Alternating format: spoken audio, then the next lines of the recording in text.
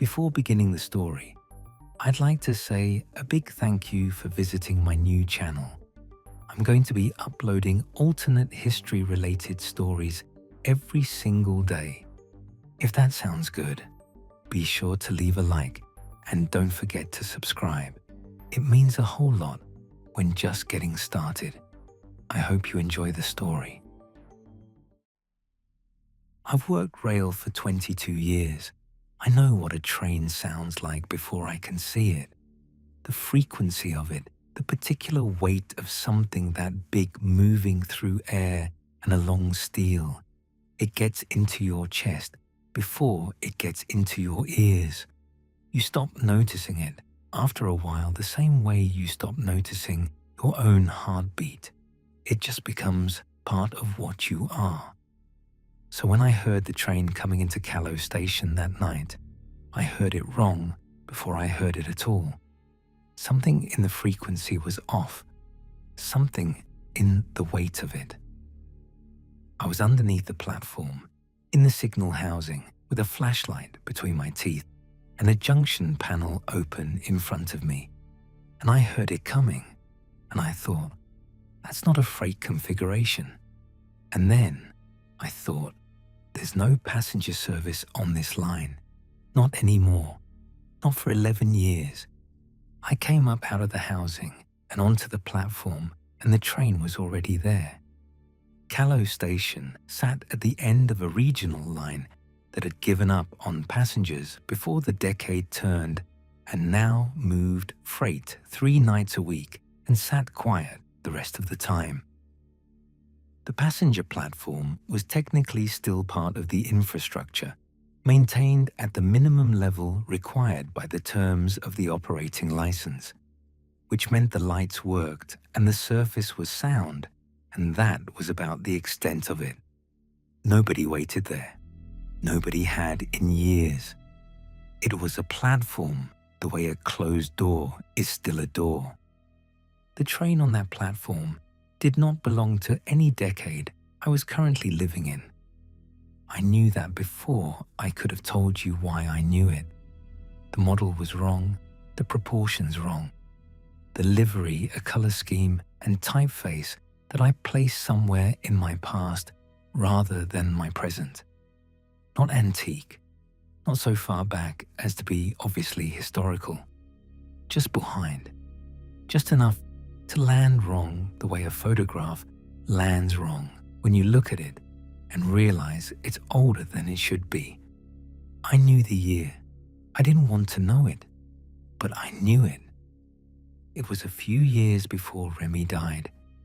He'd have been 16, still in the house, still leaving his shoes in the middle of the hallway where I'd trip over them, still calling me on his way home from wherever he'd been, because he knew that I didn't sleep well until I heard from him. I'd taken all of that for granted in the specific way you take things for granted when you believe they're permanent. I know better now. Knowing better is the thing that replaced what I lost, which is not a fair trade, and I'm aware of it. The doors of the train opened. I stood on the platform and looked in. Passengers in the seats, all of them facing forward, none of them looking at the platform or at me. Dressed for the year the train was from, or close enough that I noticed it. The particular cut of things, the details that date a person the way details date a photograph. They sat still and forward and incurious the way people sit on late trains when they've stopped expecting anything interesting to happen. I stood there for a while. The doors stayed open. Then they closed, and the train moved. And I watched it go down the track, and it was gone in a way that a train can't be gone, in a way that had nothing to do with distance or speed, just there, and then not there between 2 seconds. That should have contained a lot more. I stood on the empty platform with my flashlight still in my hand. From behind me, inside the station building, a voice said, "You should come in out of the cold." Her name was Petra Voss. She was sitting on a bench in the disused waiting room with her coat on and a travel bag at her feet and a paper cup of vending machine coffee that had long since gone cold. She looked like a woman who had been somewhere long enough to stop being surprised by it, which turned out to be exactly what she was. She'd been at Callow Station for 2 days. She told me quickly and without any of the performance that people sometimes use when they're telling something they know sounds impossible. No disclaimers, no checking my face to see if I believed her. She'd arrived at the station 2 days ago for reasons that seemed normal at the time.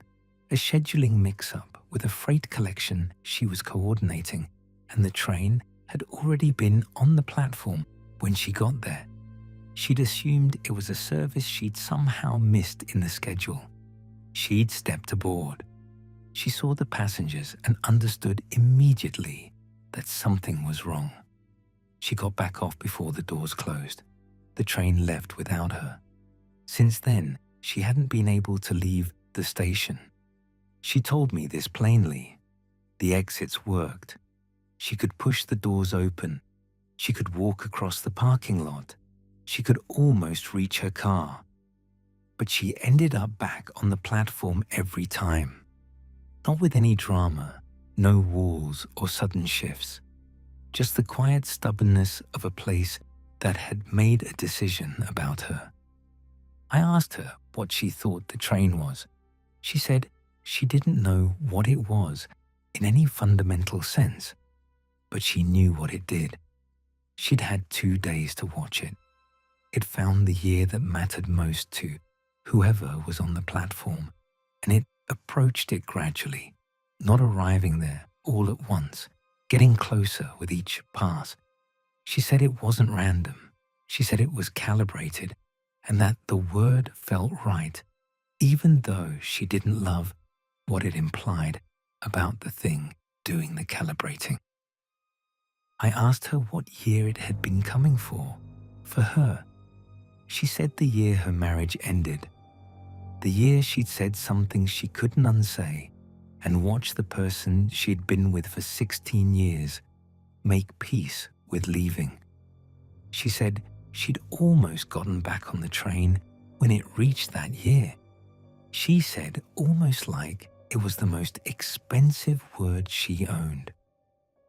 I refilled her coffee from the vending machine down the hall and got one for myself, and we sat in the empty waiting room while the station made the sounds old stations make at night, the structural sounds of something large and drafty working through the cold. I told her about Remy. I don't know why I told her.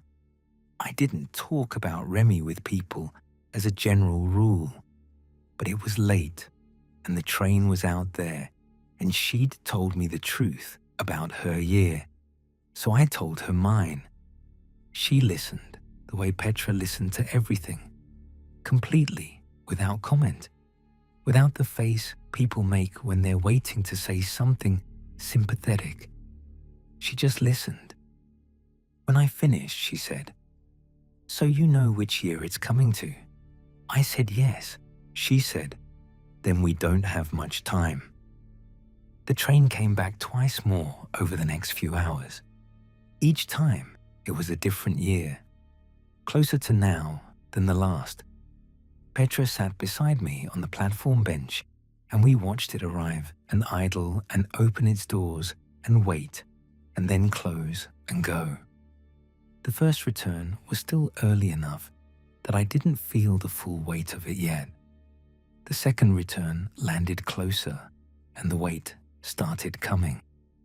On the second return, I saw the usher. He was in the third car, moving through the aisle, dressed right for the train's year, which was closer to now than the first. A jacket that I recognized from that era, the casual formality of it. He was adjusting something in the overhead rack for a seated passenger, unhurried, at home. He had the ease of someone who had been doing a particular thing for so long that the thing required no attention anymore, just the background hum of competence. He turned and looked out at the platform. The expression he had was not a smile exactly. It was the thing before a smile, the open readiness of a face that is about to welcome you, the face of someone holding a door, the face of someone who has all the time in the world and is genuinely glad you're considering coming in. I looked at his face, and my chest did something I didn't like, and I looked away. I didn't let myself finish looking at it. I knew, in the way you know something you're not ready to know, what my mind was beginning to assemble from the features it had registered. I put it away. Petra hadn't been watching the usher. She'd been watching me watch him. She said it shows you what it needs to show you. She said it the way you say something you figured out at some cost. I said I know. She said, don't let yourself finish the thought. I said I was trying. I started noticing things about Petra. Not gradually, or maybe gradually, and I hadn't been paying close enough attention before. But by the third or fourth hour, I could see it clearly. She lost the thread of sentences. Not often, but consistently. The way a signal loses integrity over distance. She'd be talking, and then she'd stop, and the expression on her face would go somewhere I couldn't follow, and then she'd come back and pick up wherever she'd left off, slightly off from where she'd been. The way a record skips and continues close to where it left off, but not exactly. She looked at the platform sometimes with an expression that wasn't quite hers, a settled expression, almost serene, that didn't match the situation and didn't match who she'd been an hour ago. The station was getting into her. That was the only way I could put it.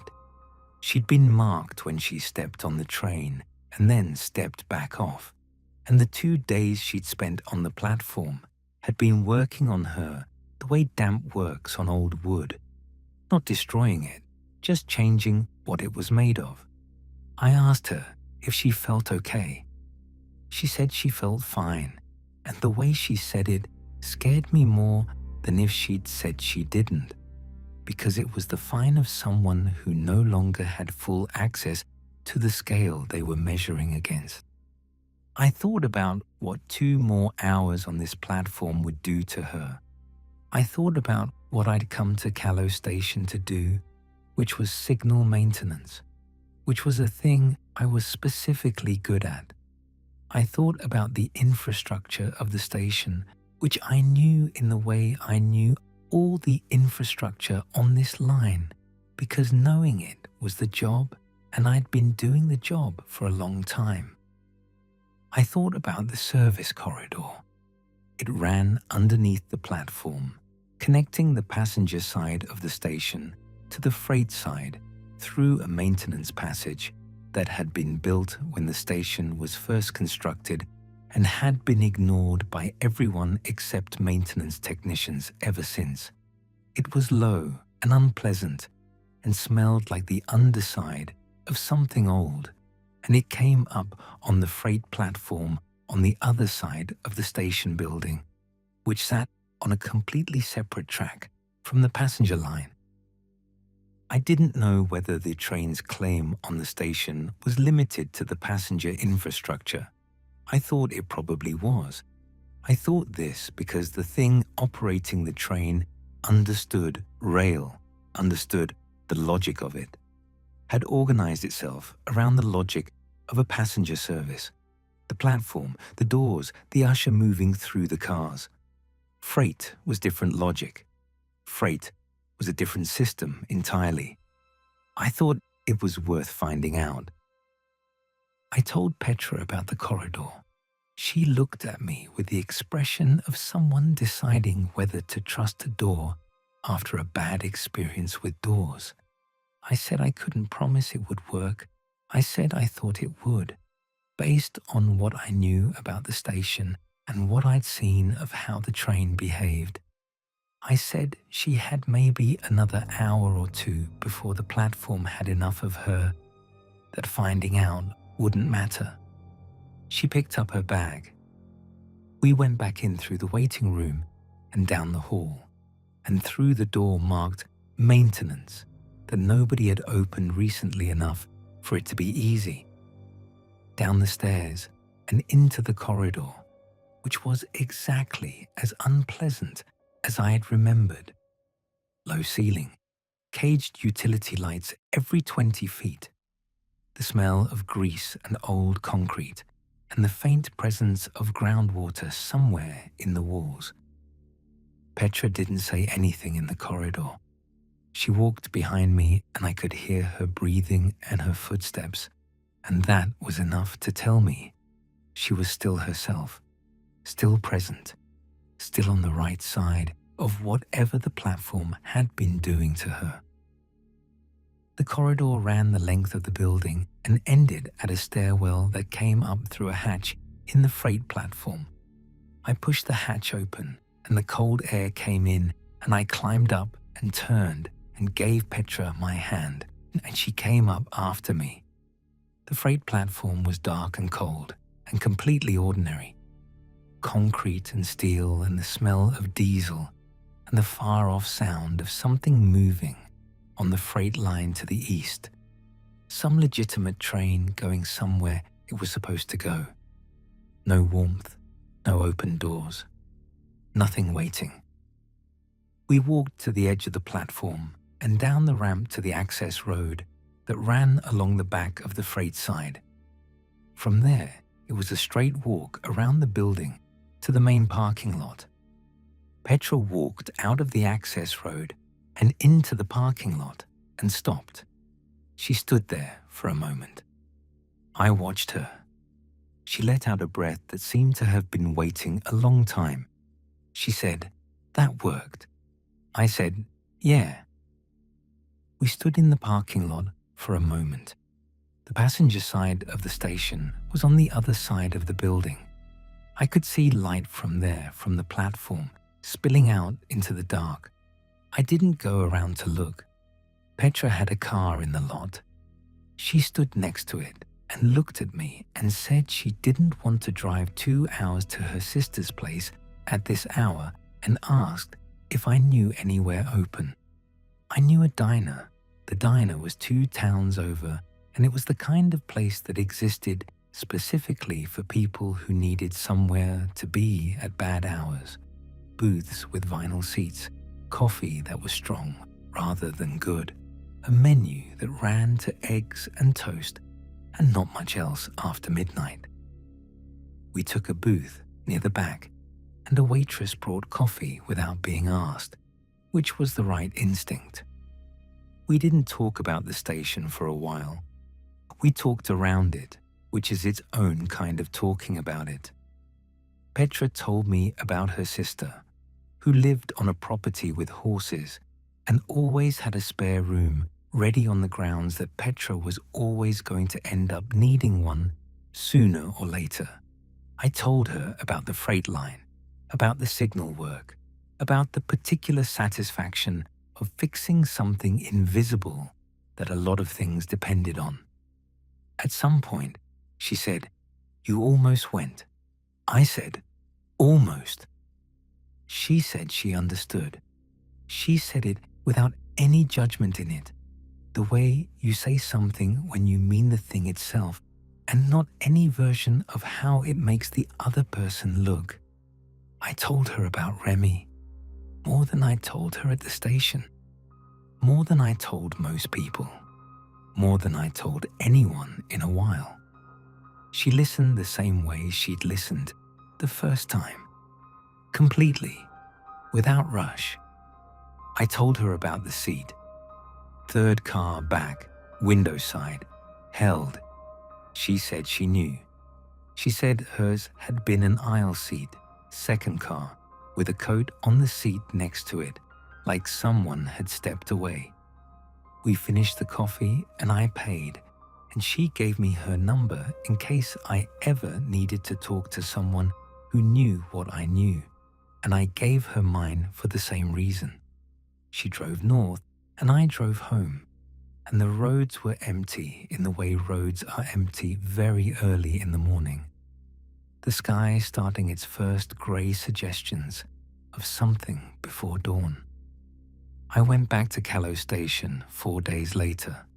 I'd left the signal work unfinished, and it needed finishing. That was the job, and the job didn't stop because I'd had a strange night. I drove in on a Tuesday morning, full daylight, parked in the same lot, walked in through the main entrance. The waiting room was empty. The corridor was as it had always been. The freight platform was functional and cold and ordinary. I went to the passenger platform last. The track was cold and had been cold for years from the look of it. No heat signature, no residue. Nothing that suggested anything had been on those rails recently. The platform surface was dusty in a way that took years to accumulate. The lights worked because I'd made sure they worked as part of minimum maintenance, which now seemed like something I'd done in a different chapter of my life, even though it had only been a few days ago. I stood there for a while. Then I went back to the signal housing and finished the work. I packed my tools and walked to my truck, and I drove out of the parking lot, and I didn't look at the passenger platform through the rearview mirror. I want to say I didn't look because I was fine, because I'd made a clear decision, and I was at peace with it. That would be a cleaner ending to the part of this that happened at the station. The truth is, I didn't look because I wasn't sure which outcome I was more afraid of, the platform being empty or the platform not being. I don't sleep well. I never have. It's better some nights than others, but it's always at best a negotiation. And on bad nights, I sit by the kitchen window and let the dark outside do whatever it needs to do until the dark is done with it and the light starts coming up. I sat there the night I got back from finishing the signal work. I thought about the job, which was done.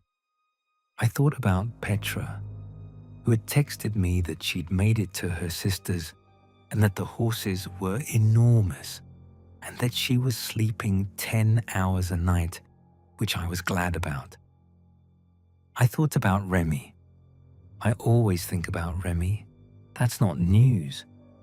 But I thought about him specifically that night in the way that the train had made available to me, which was a specific kind of thinking I'd been trying not to do since I'd stepped back from the open door. 16 years old, shoes in the middle of the hallway, the phone calls on his way home because he knew I worried, and he was decent enough to do something about it. The last morning, the breakfast, the conversation about something neither of us would have remembered if there had been more mornings. I've worked hard at remembering that last conversation. I've tried to build it back from the pieces I have. I don't have enough pieces. The train had been going to that year. It had been going to put me in a seat in a car and run me through it again. Close enough to see, close enough to hear his voice, which I can still reconstruct, but which I'm always afraid of losing the way you lose things over years. I thought about the usher's face. I'd stopped myself from finishing the thought on the platform. Petra had told me not to. I'd been grateful for the instruction. I finished it now. I knew whose face it had been. I'd known the whole time, all the way down, in the part of me that registers things before it reports them. I'd just needed the distance of 4 days and a kitchen window in the early morning to be ready to let the thought complete itself. It had been Remy's face, or as close to Remy's face as the thing running the usher could build from whatever it had gathered from me. Not identical. I knew the difference between that face and any assembled version of it, would always know the difference, would know it when I was 90, and the real one had faded past my ability to fully hold it, but close enough to be what it was trying to be. Close enough to say, "Come in. There's a seat. We've been waiting." I sat with that until the light outside the window started coming up. Then I got up and made coffee and stood in the kitchen while it brewed, listening to the house. I knew why I'd stepped back. I understood fully what the train had been offering. Not Remy, not really. Not the thing the usher's face was promising. A seat in a car moving through a year I'd give significant portions of myself to inhabit again, unable to change anything. Watching.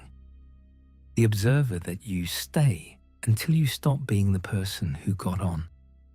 Petra had told me nobody came back. I believed her. I'd believed her on the platform, and I believed her now.